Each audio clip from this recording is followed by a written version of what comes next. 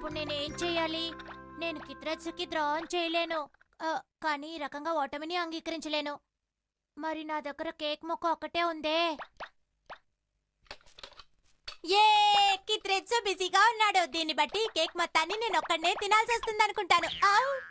సరే సరే, నేను సరైన సమయానికి చేరుకుంటాను. భలే, కేక్ తెచ్చావా?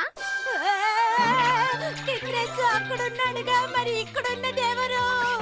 నువ్వు ఎందుకు అలా కంగారు పడుతున్నావు? ఎందుకంటే ఇక్కడ ఇద్దరు కిత్రెచ్చులు ఉన్నారు. అది మంచి విషయం కాదా? నాకేమీ అర్థం కావడం లేదు. ఇలా చూడు, ఇది దయాక సాయంతో చేయబడిన హ్యూమన్ కాపీయింగ్ గన్.